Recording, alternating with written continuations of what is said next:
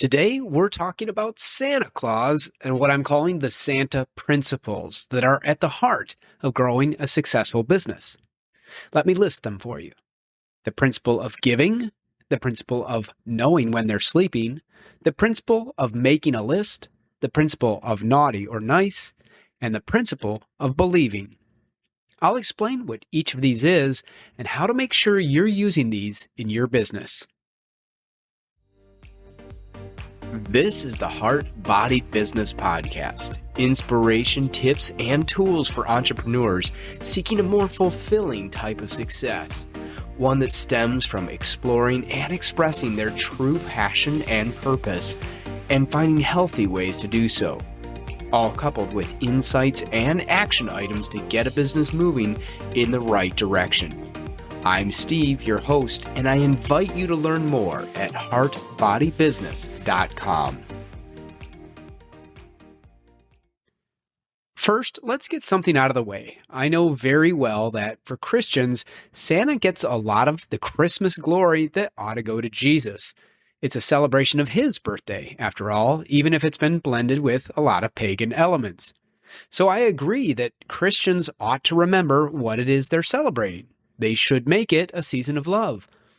But if Jesus is the chairman and CEO, maybe we can think of Santa as the COO, carrying out Christmas operations and showing us how the Christian message is lived. After all, Santa is nothing if not a symbol of giving from the heart, and perhaps forgiving from the heart, because for all the threats of coal in a stocking, Santa almost always ends up leaving goodies instead, even though we all struggle a little bit with being naughty. So as we speak today of Santa, I'm not ignoring the reason for the season, but I recognize the value of symbols, especially those that lift us up and reach perhaps beyond just a Christian audience. In spite of his bowl full of jelly, Santa doesn't carry the weight of religion that makes Jesus difficult for some people to embrace. Besides, today we're talking about business. So rather than be sacrilegious to some, it's nice to have Santa as a playful symbol we can use on the topic of success.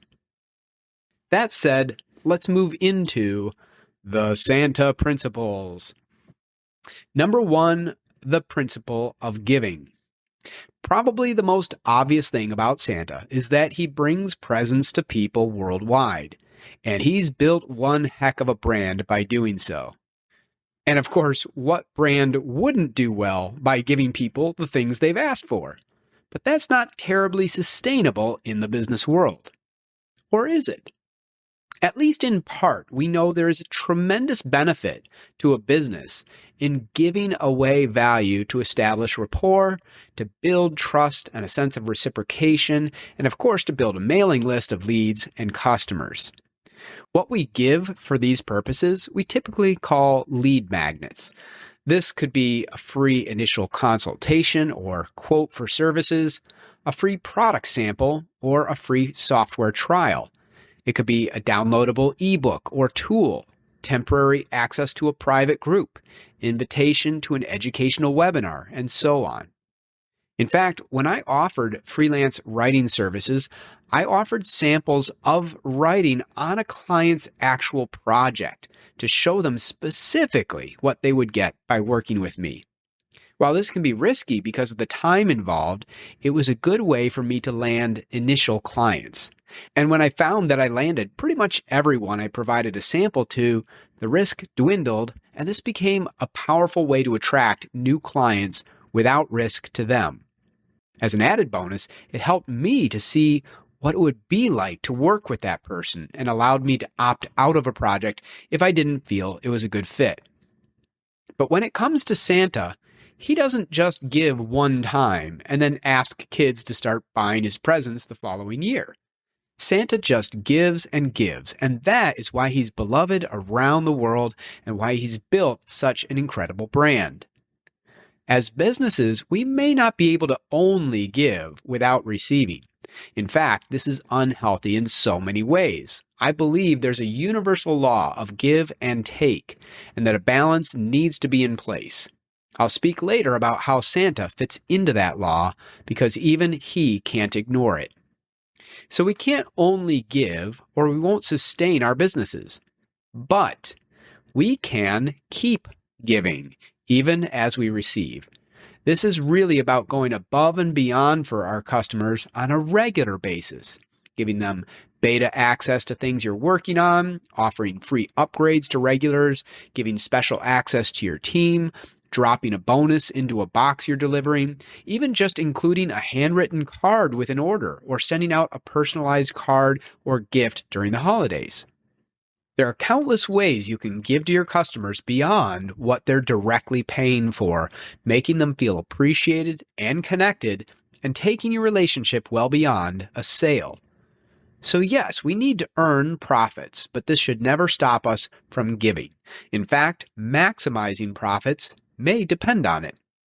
Of course, your action item here is to consider whether you're giving on a continual basis beyond just what your customers are paying for. And if not, how could you do more of this, distributed across your customer base, but perhaps giving special attention to those who are really contributing to your success? Number 2, the principle of knowing when they're sleeping. Santa's meant to know when you're sleeping, so he knows when to deliver gifts. Put another way, you could say he's keeping tabs on his customers in order to better do his job. I spoke in last week's episode about listening to your audience in a wide number of ways, including through analytics, where, wholly invisible to the customer, you're tracking people's activity. In fact, with analytics, there are some privacy elements in place, so you don't know specifically how individuals are interacting with your website, emails, videos, and so on. But you might as well be able to, because you can retarget them with marketing messages, make changes to your content based on their actions, and much more. I won't rehash this whole topic, but using tools to keep tabs on the people you want to give to is key. Number 3. The principle of making a list. Santa doesn't just deliver gifts. He delivers gifts that people want. In fact, he has a whole army of mall Santas gathering intel for him, along with moms and dads and other adults helping children write letters to him on this very topic. So yes, this is more of Santa keeping tabs on his audience, but specifically, this principle is about listening for what people want to receive and then responding to this. Are you paying attention to requests or complaints that show how you can improve your products or services? Are you using surveys or other communication methods to ask directly about this? Are you keeping tabs on the industry to see where you can expand what you offer in a way that's relevant to your customers, even if they don't know to ask for it? Listening to what people want doesn't mean you have to respond. If one person in 1,000 wants a feature that will drive up costs or confuse your customers, you have to consider this sort of thing. But if we're not at least listening to customer wants and needs, we might as well be grabbing blindly into our toy bag for any given person and hoping for the best. Obviously, not the best way to run things, and considering that we're in competition with other Santas in our industry, is a good way to lose popularity to them, to diminish our brand.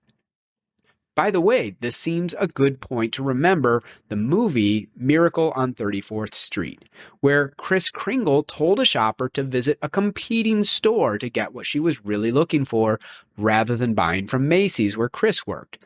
He was so looking out for what she wanted, he pointed them another way.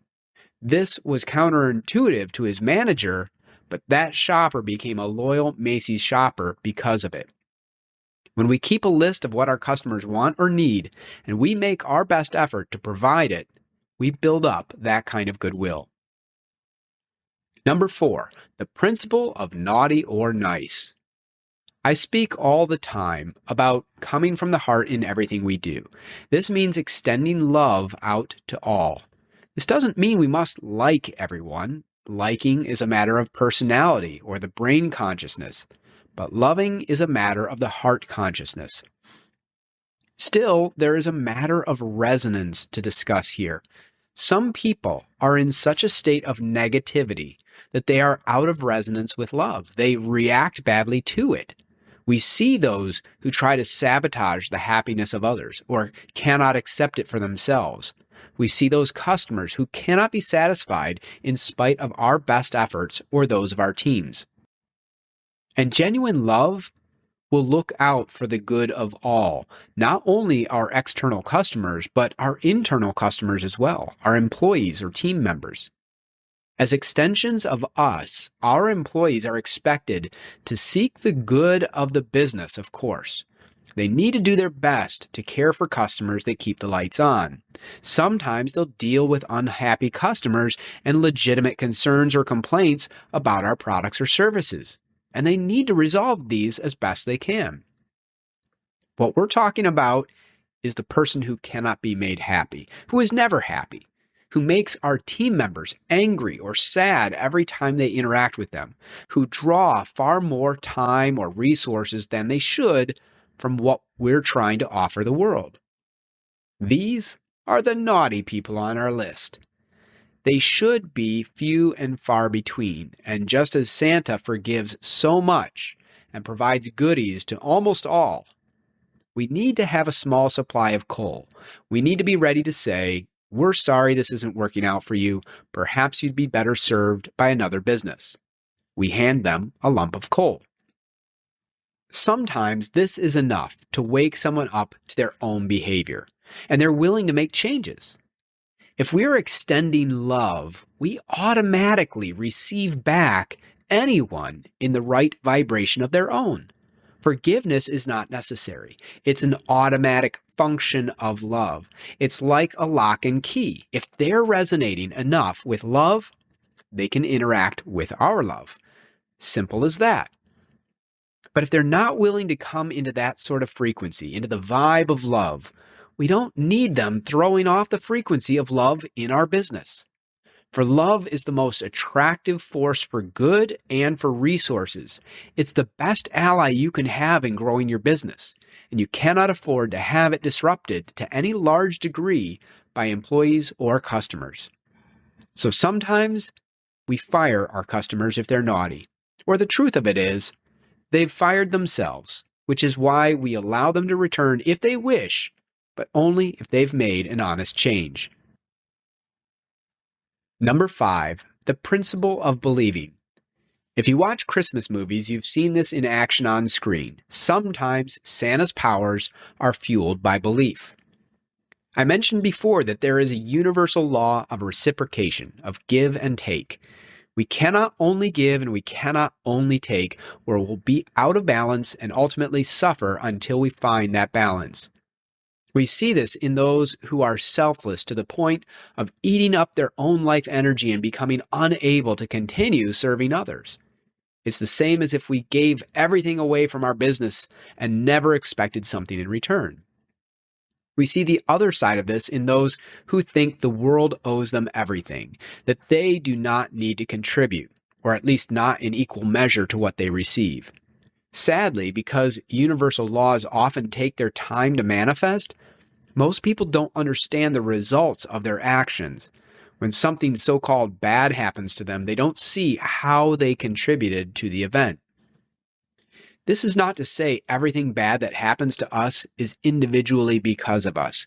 We live in the matrix of human consciousness, and we both benefit and suffer from universal responses to this as well, at least as long as we stay inside that matrix.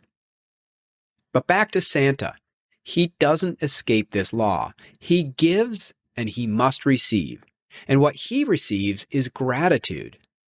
But we cannot give gratitude to Santa until we believe there is a Santa to give gratitude to.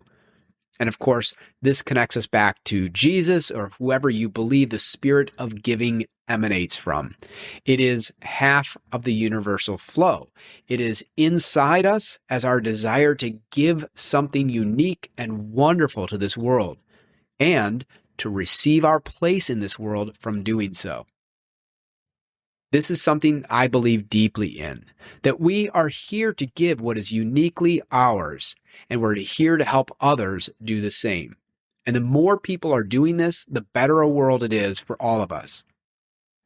This is why Christmas is such a special time of year for so many people, because there is so much giving and receiving. It's also why Christmas is devastating for some. They see this universal flow happening around them, and for whatever reason, they are feeling left out. Of course, there is a visible giving of gifts at Christmas. There's a reason this sometimes feels good and sometimes doesn't, because sometimes it's from the heart and sometimes it's from the wants or needs of the body or personality. These are gifts of obligation or expectation rather than of love. But when we give even physical presents from the heart, Christmas or any holiday of giving lifts us up as almost nothing can. So much the more, though, when we're not just giving what is outside us, but giving what is inside. Again, that genius, that something unique and beautiful that only we are here to give. Or giving others the opportunity to do the same, either by graciously receiving what they're giving to the world, or even by supporting their efforts to do so, being a resource, financial or otherwise, that can help them get to where they need to go. This is perhaps a central reason for this podcast, meaning not only to offer what I can of inspiration, tips, and tools for a better tomorrow, but also to create a community that becomes a resource for all involved.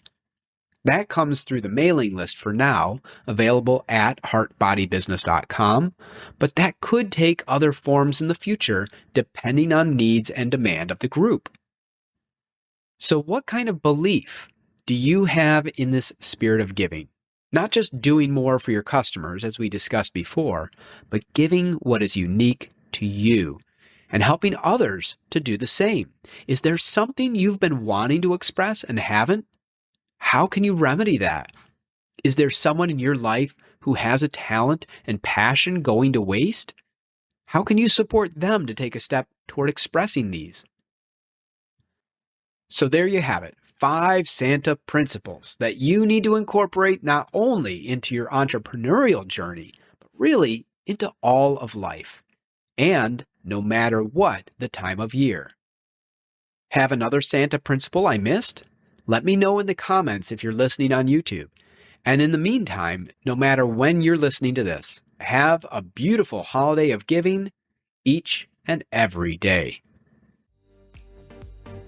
Till next time, thanks for listening. And if you enjoyed this episode, make sure to subscribe.